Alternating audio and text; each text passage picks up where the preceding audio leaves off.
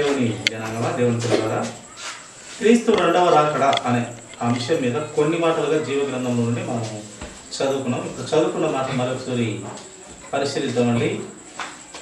యోహాను మొదటి పత్రిక 2:28, 29 వచనాలు, లాస్ట్ చివరి వచనాలు మనం మరొకసారి చదువుకున్నామండి.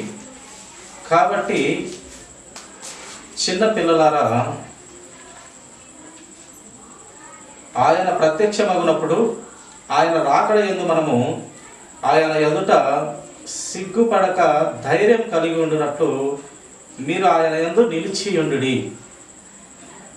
అలాగే 29వ వచనం కూడా మనం చదువుకుందామండి. ఆయన నీతిమంతుడని మీరు ఎరిగి ఉన్న ఎడల నీతిని జరిగించు ప్రతి వాడును ఆయన మూలముగా పుట్టి ఉన్నాడని ఎరుగుదురు.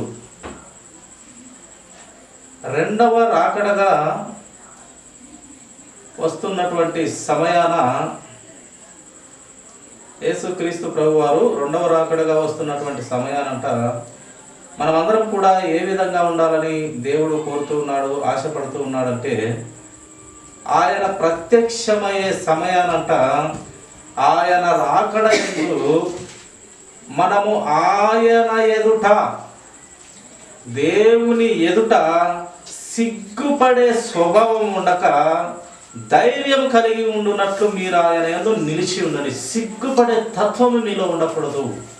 అంటే తప్పు చేయటం ద్వారానో, నా బ్రతుకు భూమి మీద సరిగా బ్రతకలేదని కారణం చేతానో సిగ్గుపడే తత్వము దేవుడు ప్రత్యక్షమైనప్పుడు అలాంటి సిగ్గుపడే తత్వం నీలో ఉండకూడదు అని లేఖనం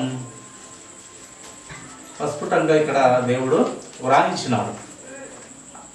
అందుకే దేవుడు చెప్తాడు, నా పిల్లలు, నేను పరిశుద్ధులైన ప్రకారం సమస్త విషయంలో మీరు కూడా పరిశుద్ధులై ఉంటూ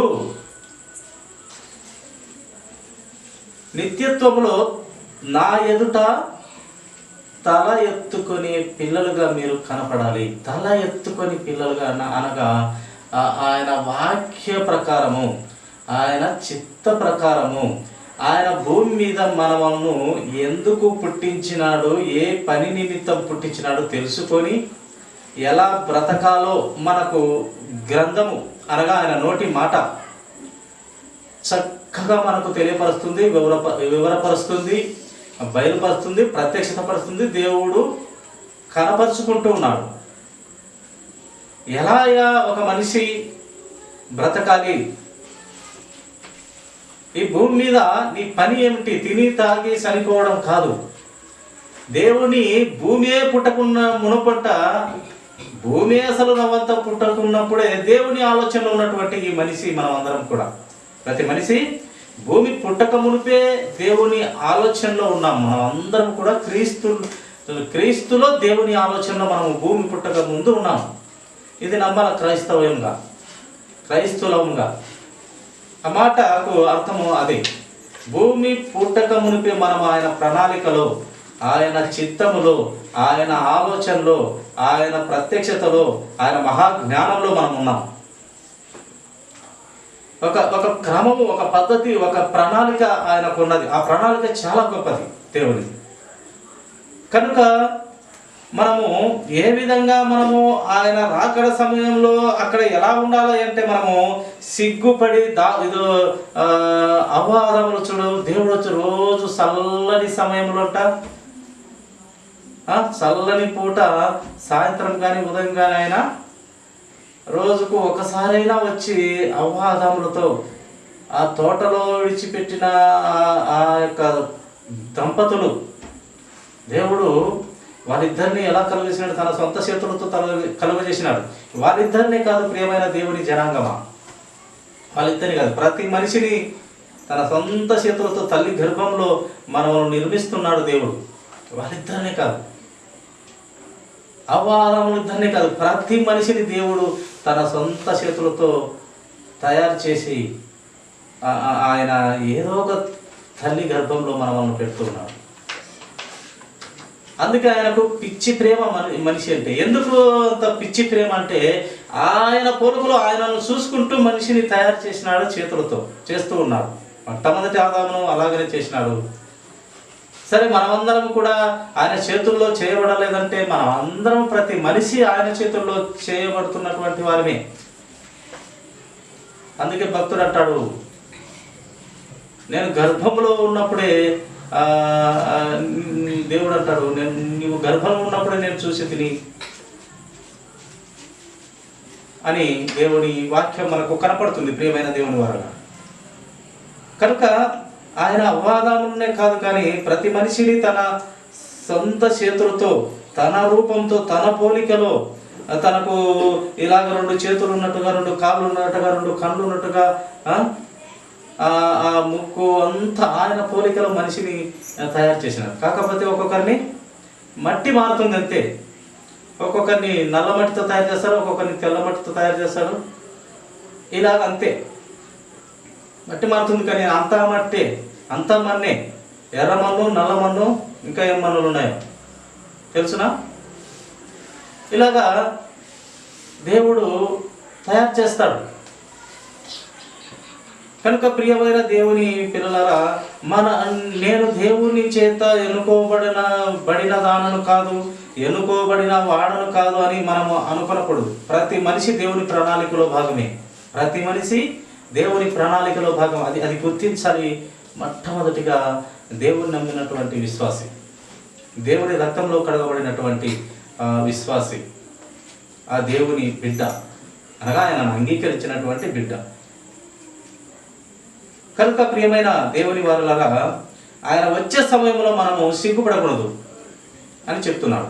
ఇప్పుడు ఆదాము, ఇందాక అనుకున్నట్టుగా ఆదాము డైలీ చక్కగా దేవునితో మాట్లాడేవాడు. చల్లని పూట ఆయన వస్తాడంట, ఇద్దరు కూడా ఏ ఒంటి మీద నూలు పోగు లేకుండా వాళ్ళు దేవునితో మాట్లాడారు. అప్పుడు వాళ్ళకు సిగ్గు తెలియదు, బిడియం తెలియదు, ఏం తెలియదు. అప్పుడు వాళ్ళకు ఒంటి మీద బట్టలే లేవు. దేవుడు వచ్చారకు, ఏంది నేను ఇలా ఉన్నానే, ఏంది బట్టలు లేవే, నా అవతారం ఏంది, ఆమె అవతారం ఏంది అని ఏ రోజు వాళ్ళు ఆలోచింపలేదు. కానీ ఒకానొక దినము సిగ్గుపడ్డారు, భయపడ్డారు. అలాంటి పరిస్థితి తెచ్చుకోకండి అని దేవుడు ఆయన 2వ రాకడలో కూడా ఇలాంటి సిగ్గుపడే పనులు మీరు చేయకుండా నా ముందు తల ఎత్తుకొని బ్రతకాలి అంటున్నటువంటి దేవుని ఆలోచన. ప్రియమైన దేవుని వారులారా, మరొక మాట చూస్తాము. తెస్సలోనికలకు రాసినటువంటి మొదటి పత్రిక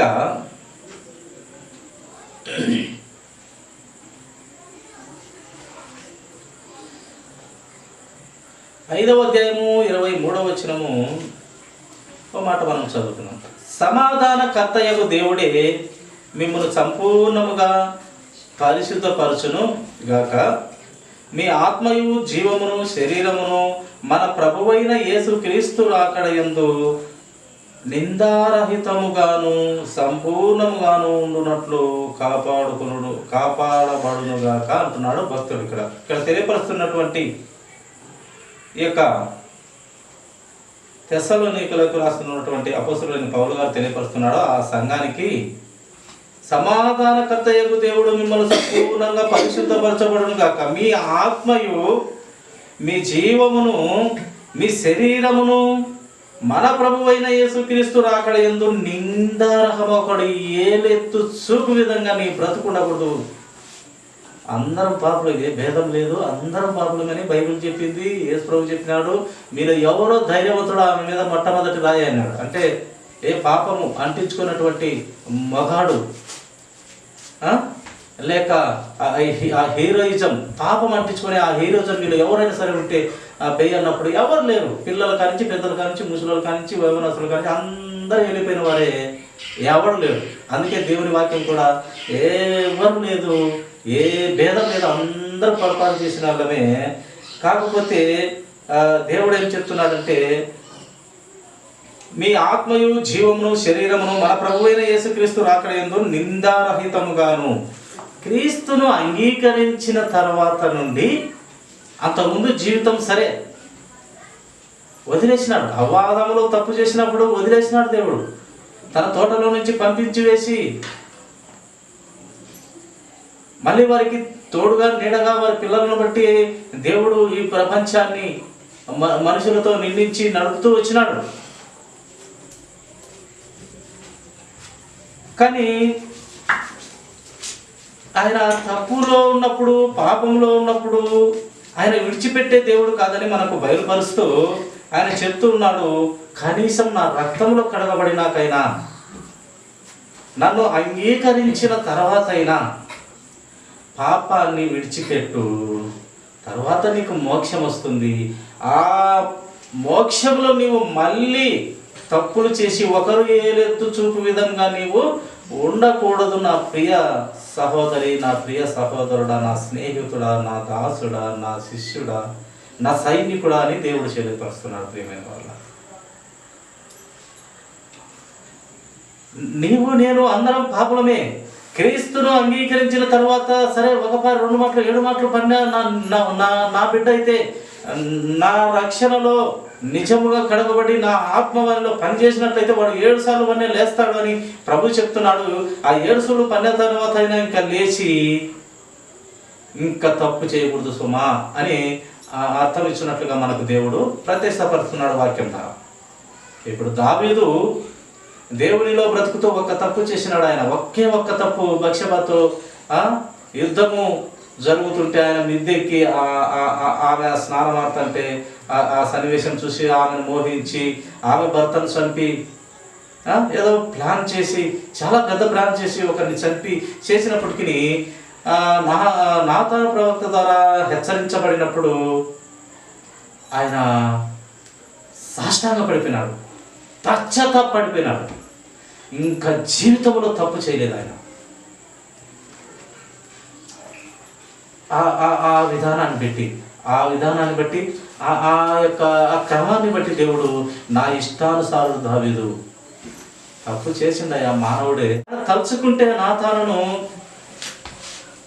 అక్కడికక్కడే రాజాజ్ఞకు ధిక్కరించిన కారణం చేత అతని తల తీసేయగలిగిన అధికారం కలిగిన వాడు రాజుగా, మహారాజుగా దావీదు ఉన్నప్పటికీ తన తప్పు, నీవే ఈ తప్పు చేసినావని గద్దించి హెచ్చరించి, దేవుని చేత పంపబడుతూ హెచ్చరించినప్పుడు సాష్టాంగపడి పశ్చాత్తాపడి బాధపడ్డం, ఇంకా జీవితంలో తప్పు చేయకుండా బ్రతకడం అనేది గొప్ప విషయం. ఇంకా ఎక్కడనూ ఆయన తొట్టిల్లేదు. సొలొమోను రాజు అయినా కూడా తన చివరి జీవితంలో తొట్టిల్ల పడుతూ వచ్చినప్పుడు, దేవుడు హెచ్చరించినప్పుడు ఆయన లెక్క చేయలేదు. హెచ్చరించినా కూడా తప్పు చేస్తూ వచ్చినాడు. కానీ దావీదులో ఆ తత్వం లేదు. దావీదులో తప్పు చేసినప్పుడు హెచ్చరిస్తే పశ్చాత్తాపడి సాష్టాంగపడి ప్రభువా అని కన్నీళ్లు పెట్టి తప్పును ఒప్పుకొని ఇంకా తప్పు చేయకుండా బ్రతికినటువంటి మహా గొప్పదైన మహారాజు అని పిలువబడుతూ వచ్చినాడు దావీదు గారు. అందుకే దేవునికి అంత ఇష్టడు. నా ఇల్లంతటిలో నా ఇష్టానుసారుడు, నా ఇల్లంతటిలో నమ్మకస్తుడు అని దేవుడు చెప్తాడు. కనుక ఆయన అంగీకరించిన తర్వాత, క్రీస్తు రక్తంలో కడగబడిన తర్వాత 1 2 మాటలు 3 మాటలు నువ్వు పన్నె మళ్ళీ తిరిగి లేచి నిలబడి నీ యజమానుని, నీ ఆ దేవుని రక్తంలో కడగబడిన శక్తివంతుడైన క్రీస్తు ప్రభు నీలో కనపడులాగా నీవు బ్రతుకు. పరలోక రాజ్యములు నిన్ను ఏనెత్తి మళ్ళీ ఎవరు చూపకూడదురా నా కుమారుడా, నా కుమార్తె అని దేవుడు తెలుపుతూ ఉన్నాడు. ప్రియమైన దేవుని ఆలోచన కలిగినటువంటి బిడ్డలారా, కొరింథీయులకు రాసినటువంటి మొదటి పత్రిక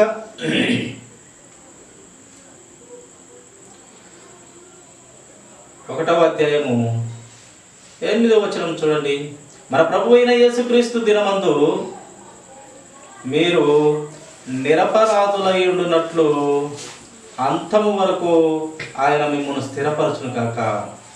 ఆయన వచ్చే సమయానికల్లా మనం ఎలా ఉండాలంట? నిరపరాధులుగా కనపడాలని ప్రభు కోరుతున్నాడు. నిరపరాధి. ఒకప్పుడు మనము ఇందాకనే చెప్తున్నాను, చాలా మాటలు చెప్పుకుంటున్నాము, ఎవరమైతే లేము, ఎవరమైతే కరెక్ట్ కాదు. మనిషి జీవితం ఏ మనిషిని కరెక్ట్ కాదు, ఎవరు కరెక్ట్ కాదు. కానీ ప్రభువును అంగీకరించిన తర్వాత దావీదు వలె బ్రతకాలి.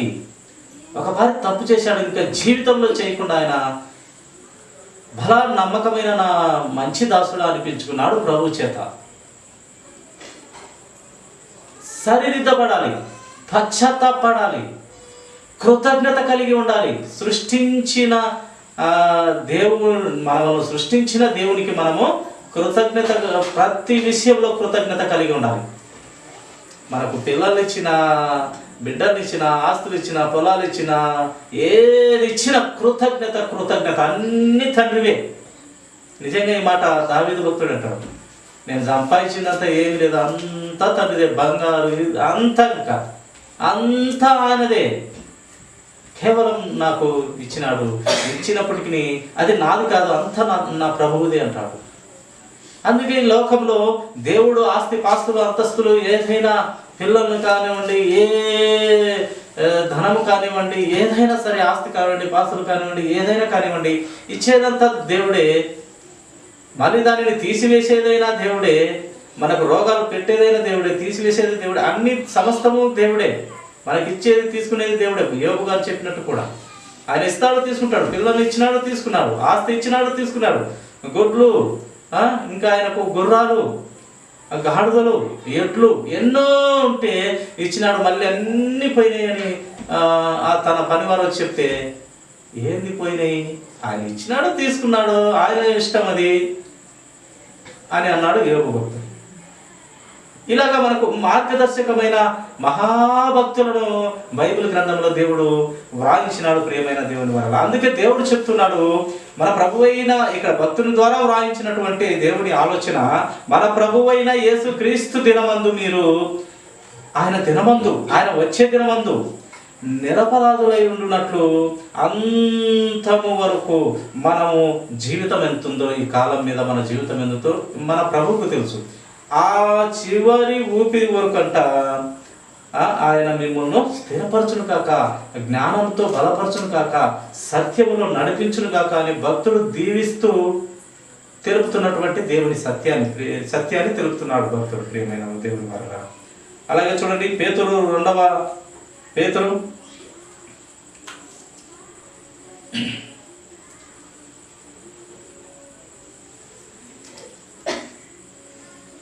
2వ పత్రిక 3వ అధ్యాయము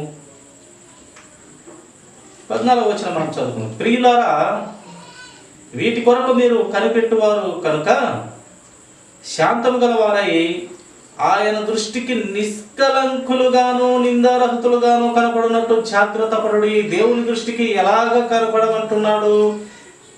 ఇక్కడ దేవుడు పరిశుద్ధాత్మను పొందుకొని వ్రాయించినటువంటి మాట మనుషుల ద్వారానే పలికిస్తున్నాడు దేవుడు.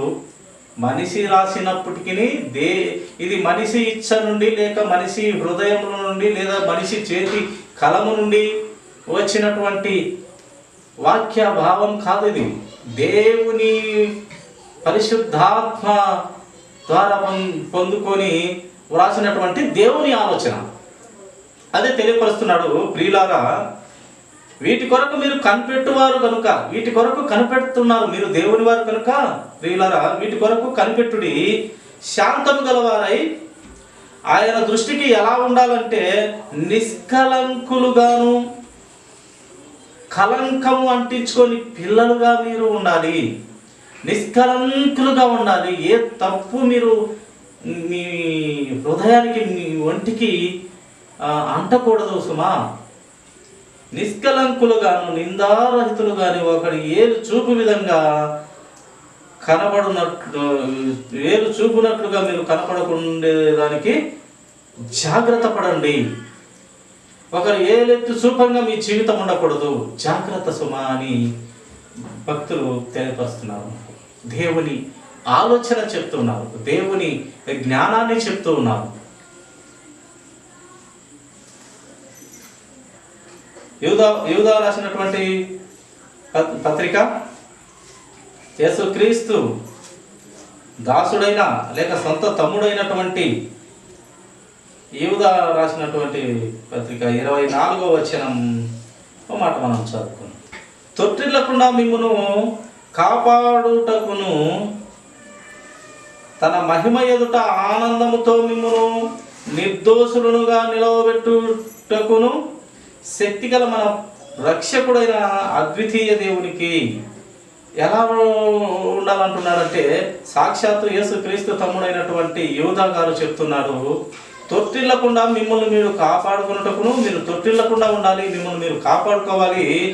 తన మహిమ, దేవుని మహిమ ఎదుట అనగా పరలోక రాజ్యంలో, అనగా ఆయన రెండవ రాకుడుగా వచ్చు సమయంలో మనం ఎలా ఉండాలంటే, ఆయన ఎదుట, తన మహిమ ఎదుట, ఆ పరలోక రాజ్యంలో ఆనందముతో మిమ్మును నిర్దోషులునుగా, ఆనందంతో మిమ్మును నిర్దోషి నా కుమారుడు, నా కుమార్తె.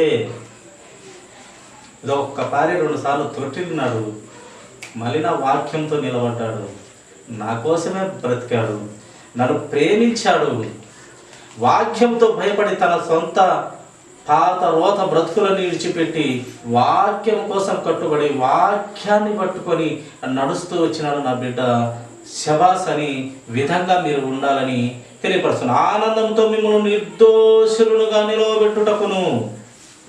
అలాంటి శక్తి కలిగిన దేవుడు మనకు అద్వితీయ దేవుడు పరమందున్నాడు.